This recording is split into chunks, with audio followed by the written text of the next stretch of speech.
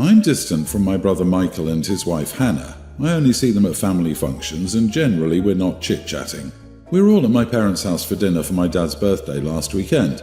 Sometime during the dinner, Hannah found out that Michael's 3 kids had been responsible for things going wrong at their wedding, and when she saw my lack of reaction, she jumped on the fact that I knew and never said anything to her for 16 years. I told her Michael knew before I did and never told her either. He was her husband. She was surprised and didn't believe me initially, but he didn't cover his lie quickly enough and it was pretty clear.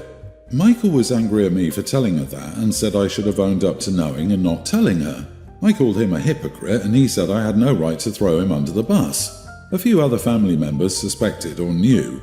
My sister's 3 kids knew and it might have been the youngest who let it slip, but I'm not sure. My sister and my parents suspected it too, but never knew. Hannah and Michael left soon after, but Michael made it very clear he considered me a childish princess for the stunt. The background. Michael was married before to his kids' mom. She died when they were 5, 6 and 7 years old. Michael met Hannah 7 months later and married her 13 months after his first wife died. He didn't cheat on his first wife, at least not with Hannah. He just moved very fast when he met her and was already going to date again when they met. Hannah was very eager to be a mom to the kids. She'd known them for 3 months when she told them she was going to love being their mom. Their wedding was quickly planned. The kids were not happy. They said it was moving too fast, they didn't want a new mom, and Michael and Hannah didn't listen to them. Hannah even wrote these very emotionally driven vows for the kids, promising she would always be there for them, and was not just promising herself to their dad as his wife, but to the 3 of them to be their mom. The kids took the vows and burned them. They also messed with the wedding cake, hid the necklace Hannah wanted to wear on their wedding day, threw my brother's wedding ring away, and took the tie he was supposed to wear that was gifted by Hannah's dad. Hannah was so upset at the stuff that went wrong. I found out on the day of the wedding. I was 16 then and had the kids leave with me because my brother was angry they wouldn't fix what they did. All 3 kids went no contact with Michael and Hannah when they moved out of the house at 18. She was so shocked when they went no contact even though everyone else saw it coming. Over the years, none of them were okay with things. Michael remained angry over what happened at the wedding but never told Hannah, and Hannah remained oblivious and thought the kids would one day accept her as their mom if she kept calling herself that. Am I the idiot for telling my sister-in-law my brother knew what went wrong on their wedding day for all these years? Wow, that's messed up. In regards to your question, not the idiot. Unless Hannah is stupid, she should have put 2 and 2 together. Who else is going to sabotage her wedding? In the bigger picture, man, do these 2 suck? Hard. It's okay to move on quickly, some people are just that way, but you can't expect the kids to move on this quickly, and especially not demand, for lack of a better word, to become the mom overnight. The whole shenanigans at the wedding should have been a warning sign that the kids need more time to adjust, perhaps therapy, and not a quick, your mom is dead, now say hello to your new mom. That's pathetic. I mean, just wow. A little over a year and, hey kids, here's your new mom. Gross. Children, especially at that age, experience the trauma of that magnitude much differently than us. Mom was there, but suddenly she wasn't. It's not a get over it, here's a new model situation. The kids' feelings should have had some say in this. Clearly they weren't happy about this. Hannah had rose-colored glasses and never really understood the depth of the children's animosity.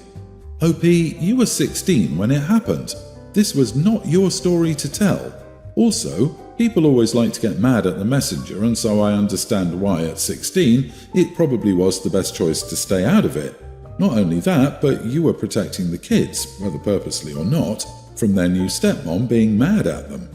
I'm not sure what the right thing to do in this situation is, but this is the info she probably never needed to find out. I'm nearly adult female having a dinner for my upcoming birthday. There'll be a photographer there, so I wanted everyone to be presentable. So I had all my friends send me pictures of what they plan on wearing. One of my friends sent me pictures of an ugly dress that she picked out and a pair of heels that didn't match. I didn't tell her that I thought it was ugly right away, I just told her that she should have a couple more options just in case she changes her mind. That was still what she wanted to wear. Then I was honest and told her the dress was ugly and I didn't want her wearing that to my dinner. She said she liked it and she was wearing it anyway, so I needed to get over it. So I told her if she didn't pick a different outfit, she would be uninvited from my dinner. Now she's mad at me. She says I'm not the one wearing it, so I shouldn't care, and I shouldn't be trying to control what people wear. I get where she's coming from, but to be fair, it's my birthday dinner and I want everyone to look nice and presentable.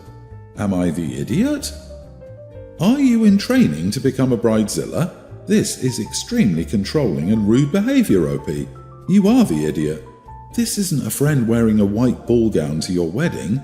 This is a friend wearing a dress you didn't like. You are horribly controlling and a bad friend. Grow up and get over yourself. But the heels literally didn't match. The horror. Having a photographer at a birthday dinner was the first red flag, LOL. You and your friends are teenagers, and what you might consider ugly might be the nicest outfit your friend can afford. Besides, tastes differ wildly. Who are you to dictate what looks good? Loosen up before you lose more friends.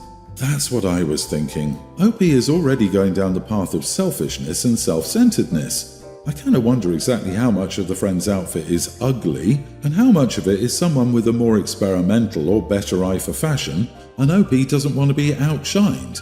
But more to the point, the only time you can dictate what someone wears to an event you organise is when you're A, paying for the outfit, or B, the person's outfit is extremely out of line for the event and dress code. White to a wedding, jeans and a hoodie to a cocktail or black tie event. You've told your friend that the Instagram photos you plan on taking mean more to you than your friendship. It's a teenage birthday party, not your wedding. It's not that important, honey. Why would anyone want to attend your birthday party at all? Surprised you even have friends. Keep up this attitude and you won't have any.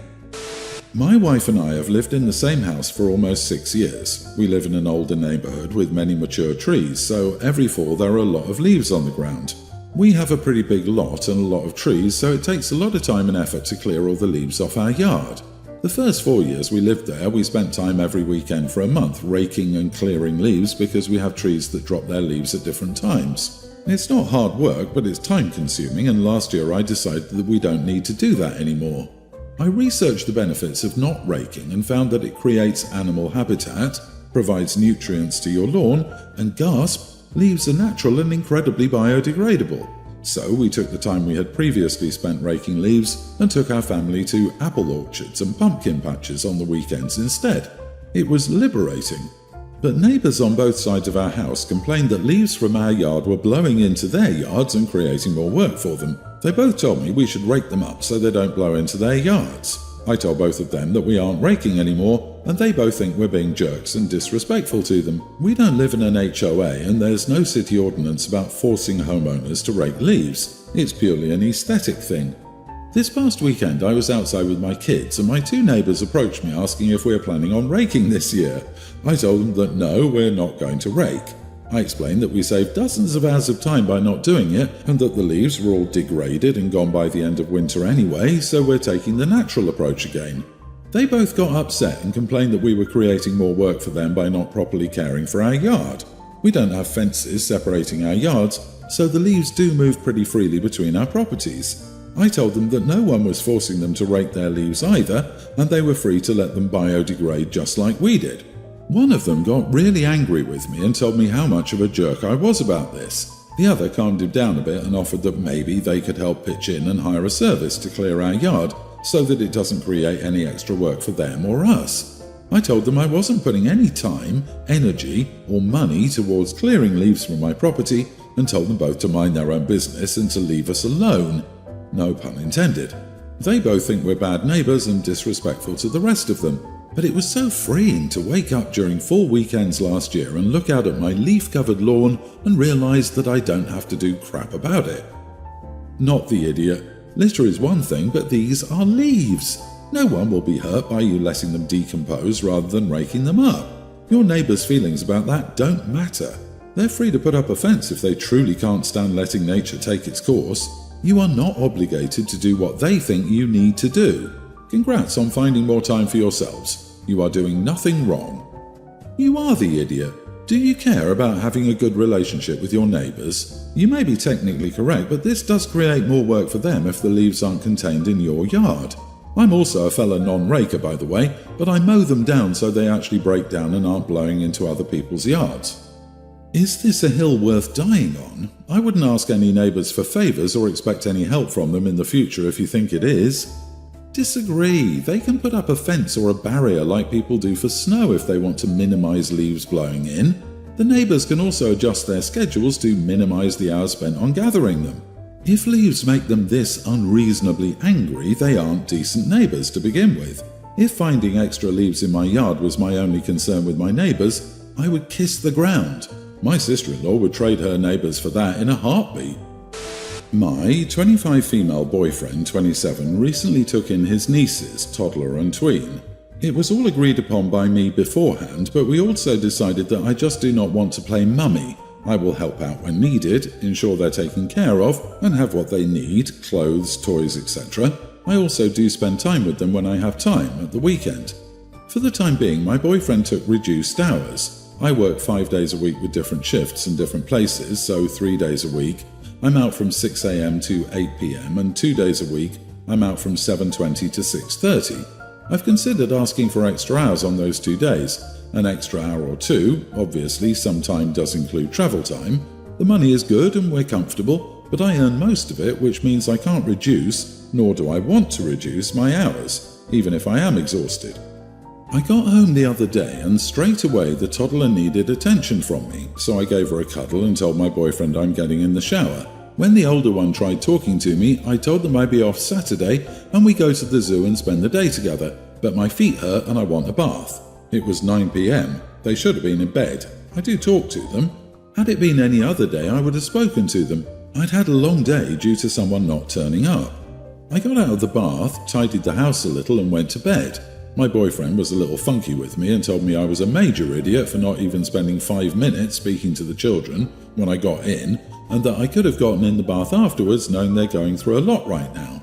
He didn't even join us at the zoo, saying that I need alone time to bond with them since I absolutely refuse to cooperate during the week.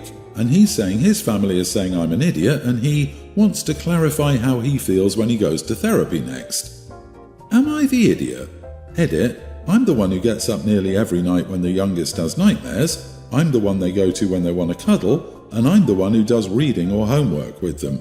I'm just not comfortable being called mummy. I'm not comfortable doing school runs or speaking to teachers. My schedule wouldn't even allow that. I'm not comfortable calling out sick if they're sick. I don't make their lunches or tuck them in, but I'm still present, just not maybe in a mummy way, but that doesn't mean I'm not there. Their mother is unfit and their father doesn't want anything to do with either of them. Not the idiot. Your boyfriend is trampling all over your boundaries by expecting you to co-parent after you made it clear you don't want to co-parent. This living situation is not going to be sustainable. Whether you like it or not, whether you agree to it or not, your boyfriend will expect you to co-parent and will continue to get angry at you when you don't. Agreed. But his goal isn't that she co-parents, his goal is that she becomes the default parent. Then he won't have to do anything. She earns money, tidies the house, and makes him look like a saint with his family by parenting the kids. He's a lazy, manipulative bum. He even says OP needs time to bond with them, literally making it crystal clear he expects that of her. He has massively overstepped here, outright trodden on all of her boundaries. I love the family calling you an idiot. But you're helping take care of children who aren't related to you but them. What are they doing to help? Are they coming to babysit? Contributing financially? Taking the kids on vacation? Tell them it's time to pay up. OP, realistically this isn't going to work for any of you. No matter how hard you try, there's no way to avoid you having to play the mommy role with them living with you full time. If you don't want to be a parent, which is understandable, remove yourself from this situation now. In the long run, it will be better for you, your boyfriend, and the kids. If you stay, you will end up resenting them and your boyfriend. I, 25 female, live with my girlfriend, 30. My brother, 32, his wife, 23, and 2 kids, male and female toddlers, live in a different city, but they came over to our house for a wedding they were supposed to attend.